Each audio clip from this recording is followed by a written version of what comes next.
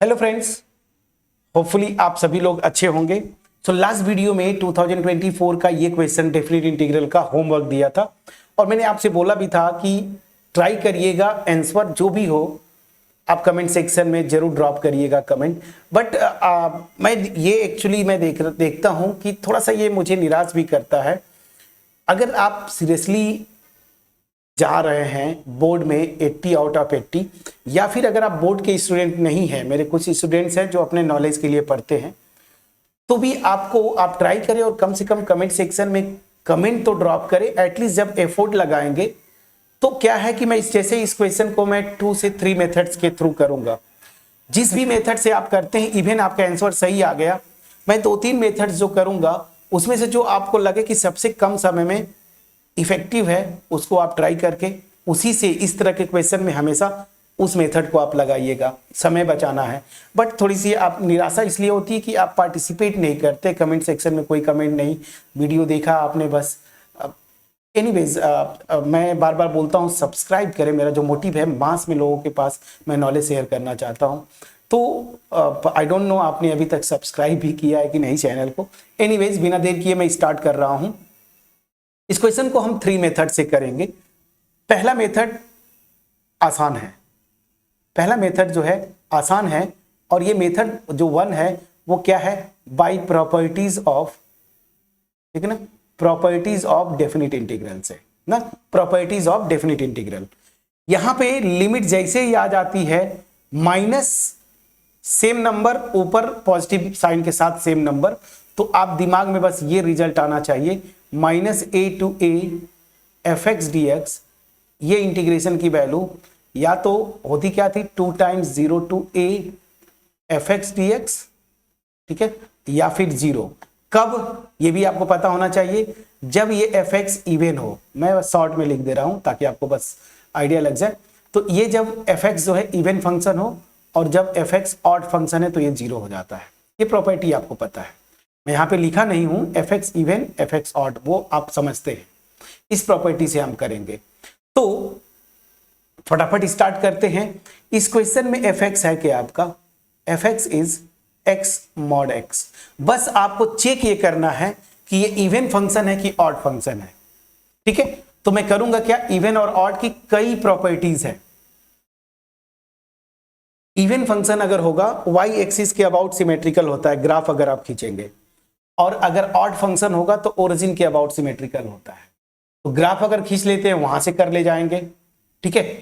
Otherwise आप theoretically भी जा सकते हैं। कैसे जाते थे याद करिए, f ऑफ -x।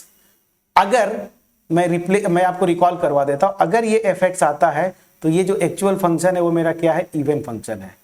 और अगर यही -fx आता है, ठीक है ना, तो ये ऑड फंक्शन है। और ये होता है फॉर एवरी x, डोमेन के किसी भी पॉइंट में आप चेक करेंगे तो ये होना चाहिए, ठीक है।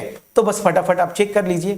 तो fx को मैंने क्या लिया इस क्वेश्चन में, ये तो मैं यहां पे चेक करता हूं, f ऑफ -x रिप्लेस करेंगे, जहां जहां x है उसको -x रख दीजिए, ये ठीक। तो ऑब्वियस ही बात है ये -x रहेगा, मॉडुलस फंक्शन है, कुछ भी रखेंगे बाहर आके पॉजिटिव हो जाता है।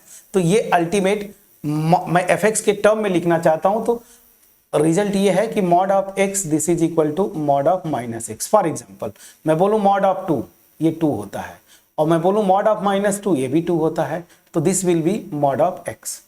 तो अल्टीमेट मेरा क्या आ रहा है, ये -fx, देखिए मेरा क्या है, ये था ना, तो -fx।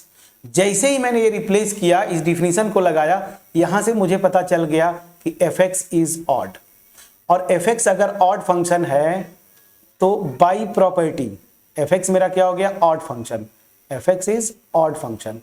और अगर ये ऑड फंक्शन हो गया तो इस प्रॉपर्टी से इस इंटीग्रेशन की वैल्यू क्या हो जाएगी, 0। So this will imply integration -1 से 1 x mod x dx, इसकी वैल्यू क्या आ जाएगी, 0।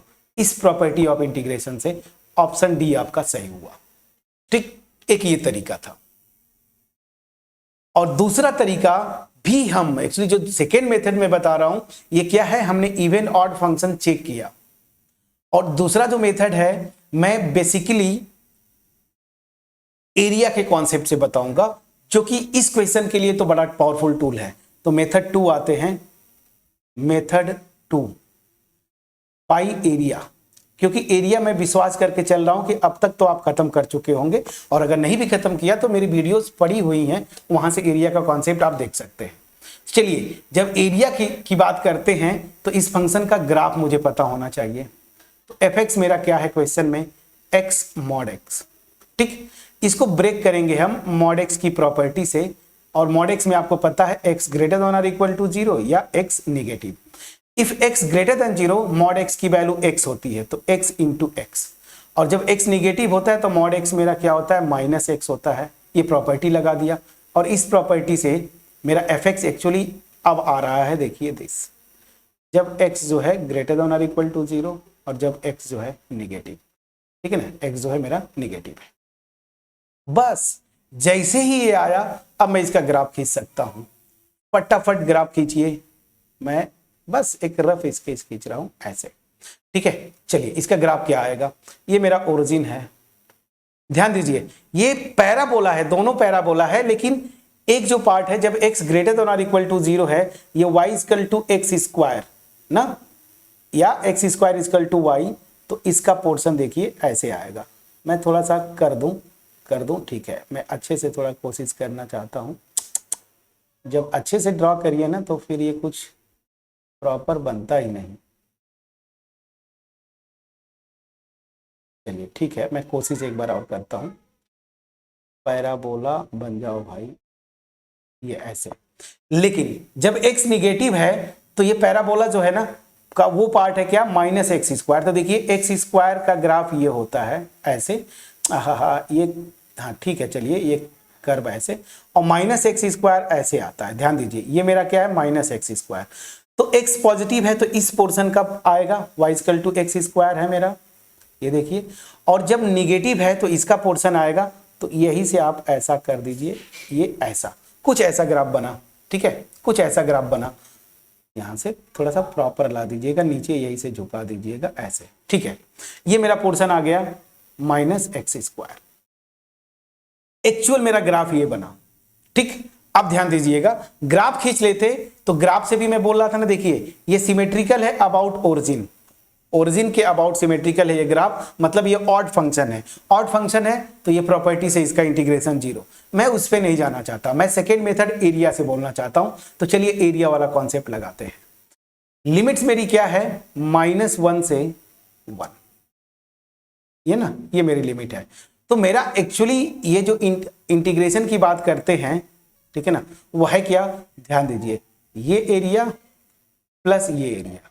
ठीक, अब ध्यान दीजिएगा, चूंकि ये पैराबोला जो है ना, अगर ऐसे बोले तो सिमेट्रिकल है, जितना पोर्शन ऊपर गया, अगर ऐसे देखे तो वाई एक्सिस के अबाउट सिमेट्रिकल, और चूंकि दो पार्ट्स में ब्रेक हुआ तब भी जितना एरिया ये होगा ना, नाम दे दूं ओ ए बी, जितना मेरा एरिया ओ ए बी होगा उतना ही इसको नाम दे दूं ए बी हो गया सी और डी।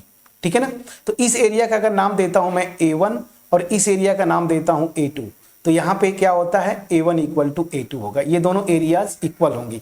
लेकिन ध्यान दीजिएगा, जब एरिया पूछता तो ये दोनों एरिया को सम करते आपका आंसर हो जाता। जैसे आपको बोलता ना कि area bounded by the curve x mod x and x axis and x equal to -1 से +1, तो ये दोनों सम ऐड हो जाता। लेकिन मैंने आपको बोला था ना कि जब डेफिनिट इंटीग्रेशन निकालेंगे, ध्यान दीजिएगा, जब डेफिनिट इंटीग्रेशन निकालेंगे सेम ग्राफ, तो जो एरिया x एक्सिस के ऊपर है उसको पॉजिटिव साइन लेंगे, मतलब ये एरिया A1 ले लिया, और जो निगेटिव मतलब y एक्सिस के नीचे है, ये बोलने का मतलब क्या है कि कर्व का जो पोर्शन x एक्सिस से ऊपर पड़ता उससे बाउंडेड एरिया को पॉजिटिव, और जो x एक्सिस से नीचे पड़ता उसको आप निगेटिव लेंगे, तो इसको -A2 कर दिया। अब चूंकि मेरा A1 और A2 इक्वल हैं तो A2 को मैं A1 लिख दिया, A1 माइनस A1 क्या हो जाएगा, 0। तो एरिया के कॉन्सेप्ट से भी आपका ये इंटीग्रेशन की वैल्यू क्या हुई, 0 हुई। प्लीज बोलिएगा, मैं प्रीफर करता हूं ये, ठीक है ना, आप इससे भी जा सकते थे, हालांकि इससे ज्यादा जल्दी ये हो जाता, ठीक है। लेकिन अगर आप एक्सपर्ट हैं, फंक्शंस ग्राफ्स वगैरह आपको पता है, तो मैं आपको लिख के दे रहा हूं कि ओरली मैं जैसे था तो इसको क्वेश्चन को देखा, मैंने बोला 0 होगा, ओरली मैं एरिया निकाला, क्योंकि ये पोर्शन, ये फंक्शन का ग्राफ अगर आपको ये पता है कि ये होता है, तो आपको पता है ओरिजिन के ऊपर जैसा होगा सेम नीचे की तरफ आएगा। तो इधर -1 से 0 जो एरिया होगी, देखिए -1 से 0 और 0 से 1 जो एरिया होंगी वो दोनों सेम होंगी, बट चूंकि अपोजिट एक जो है एक्स एक्सिस के ऊपर, एक एक्स एक्सिस के नीचे, जब ऐड करूंगा इंटीग्रेशन के लिए तो ये पॉजिटिव लूंगा, इसको नेगेटिव लूंगा तो 0 हो जाएगा। समझा पा रहा हो कि नहीं? तो जब डेफिनेट इंटीग्रेशन निकालें तो साइन के साथ रखिए एरिया को, और अगर आपसे केवल बोलता है कि एरिया बताओ तब फिर इसको पॉजिटिव ले लीजिए। मैं समझा पा रहा हूं कि नहीं? चलिए दूसरा मेथड हो गया।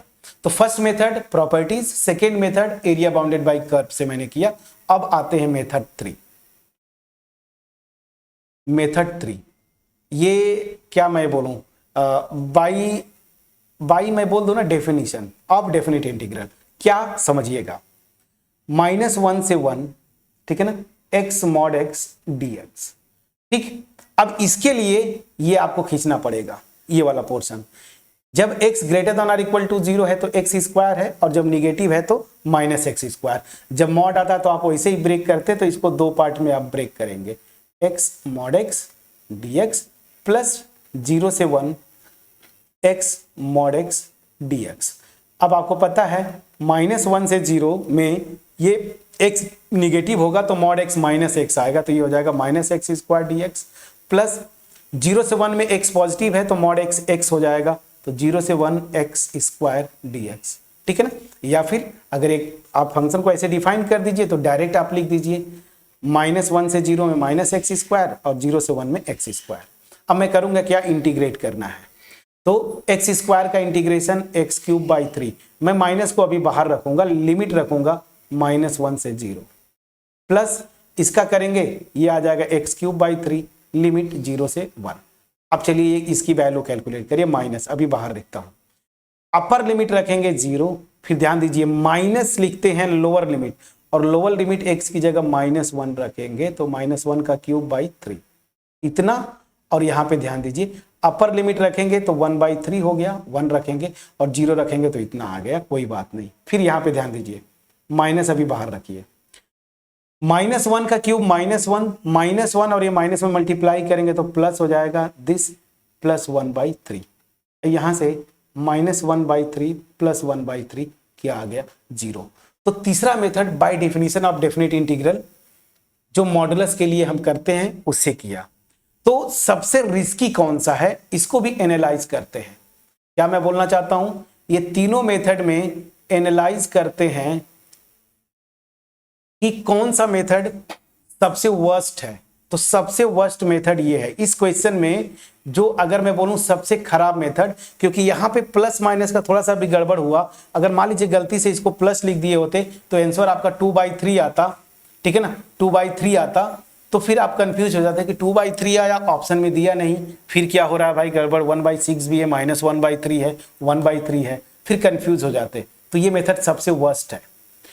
अब अगर आप बोलेंगे कि इन दोनों की अगर मैं बात बोलूं, अगर आप बिगिनर्स हैं, मतलब अभी आप जस्ट प्रैक्टिस कर रहे हैं, और वो स्टूडेंट जो आपका टारगेट जेई का नहीं है, तो फिर आप ग्राफ्स वगैरह पे थोड़ा कम ध्यान देते हैं, बट इतना ग्राफ्स तो आना चाहिए जो मैंने किया, तो आपके लिए मेथड 1 सही है, ठीक है। अगर ग्राफ्स पे एक्सपर्ट्स नहीं हैं, आप जेई वगैरह का प्रिपरेशन नहीं करना, मे बी बीएससी या फिर 12 के बाद स्विच करना चाहते हैं किसी और मे बी आर्ट्स में, या फिर मे बी कॉमर्स या कुछ और बीसीए वगैरह, तो फिर ठीक है।